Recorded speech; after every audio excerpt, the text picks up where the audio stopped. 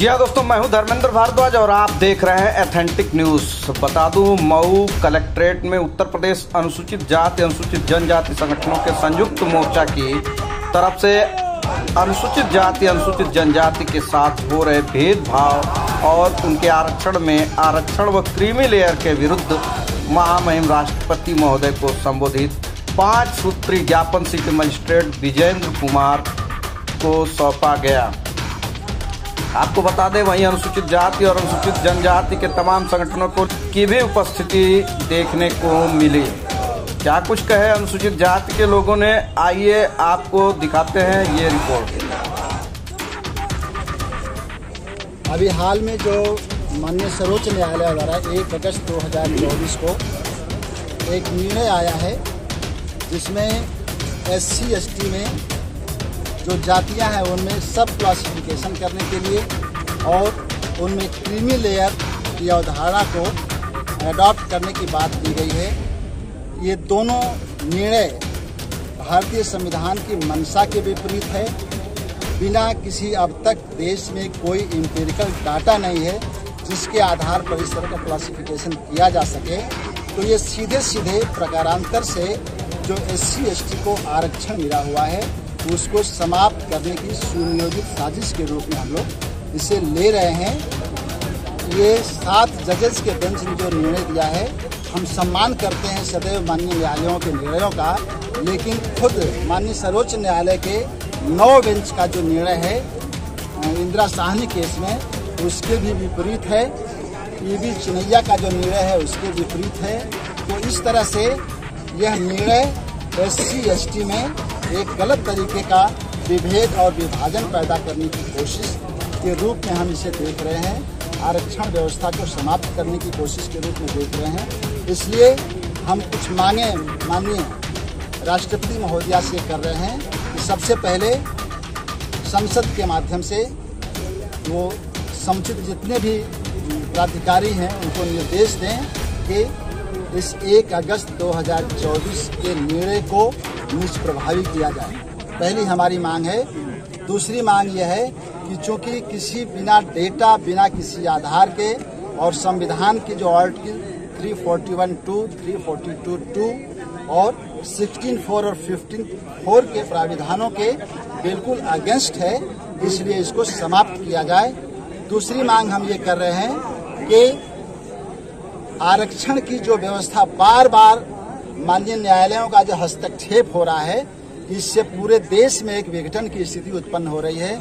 अलग अलग राज्यों में अलग अलग तरह की व्यवस्थाएं चल रही हैं। इसको एक करने के लिए संविधान की 9वीं सूची में इसको डाला जाए, जैसे बार बार की समीक्षा के नाम पर उसका हस्तक्षेप समाप्त किया जा सके।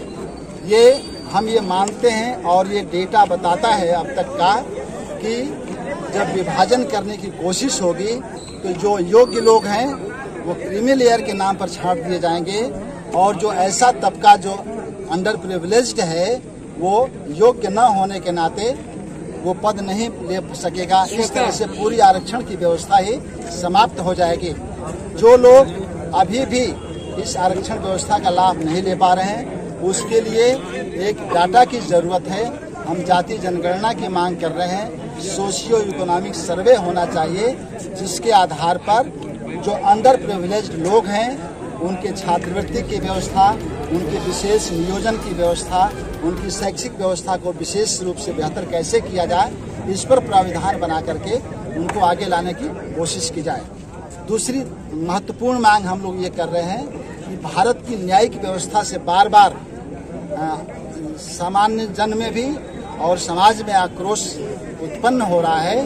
इसके लिए अखिल भारतीय सेवा का, जैसे Indian civil services, Indian administrative services का प्राविधान है, उसी तरह से न्यायिक सेवा में भी अखिल भारतीय न्यायिक सेवा का गठन किया जाए, जिससे सभी वर्गों का उसमें प्रतिनिधित्व हो सके।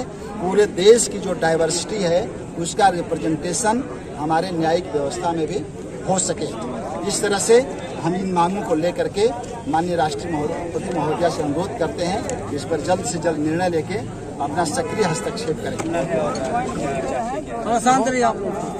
आज ये SC ST संगठनों के संयुक्त मोर्चे की तरफ से, जिसमें शिक्षक हैं, अधिकारीगण हैं, अधिवक्तागण हैं, सभी समाज सेवी हैं, सारे मिलकर के माननीय उच्चतम न्यायालय द्वारा जो आदेश की अनुसूचित जाति में भी आरक्षण की व्यवस्था की बात हुई थी, कोटा में कोटा की बात आई है, जिसमें के क्रीमी लेयर की भी चर्चा की गई है। तो हम लोग माननीय उच्चतम न्यायालय के आदेश का सम्मान करते हुए महामहिम से हम लोग ये एक आज मांग पत्र प्रस्तुत कर रहे हैं कि जो 341 और 342 के तहत जो भारत के संविधान में व्यवस्था है, उसके तहत इस आदेश को निष्प्रभावी करने का प्रयास किया जाए, जिससे कि हमारा जो समाज है, हमारा समाज को बांटा न जा सके। क्योंकि इस तरह से जो SC/ST के लोग हैं, वो कहीं न कहीं ये और भी जो भाईचारा आपसी है वो खत्म हो रहा है। दूसरी बात, हम लोग नौकरी पेशे वाले लोग हैं, और जब नौकरी पेशे वाले लोग हैं तो हमारा कई तरह की ड्यूटीज होती हैं। नंबर 1 की विभाग के लिए, शासन सत्ता और सरकार के लिए काम करना, लेकिन दूसरा पक्ष चूंकि SC/ST होने के नाते हम उस वर्ग से आते हैं, उसका प्रतिनिधित्व करते हैं। जैसे हमें 23% का हमें मिल गया है अगर रिजर्वेशन, तो हमारे 77% बेरोजगार हो गए। तो हम 77% लोगों का प्रतिनिधित्व करने वाले जो नौकरी पेशे वाले लोग हैं, हम सबकी एक बड़ी जिम्मेदारी है कि उस वर्ग के लिए, उस समाज के लिए भी काम करें।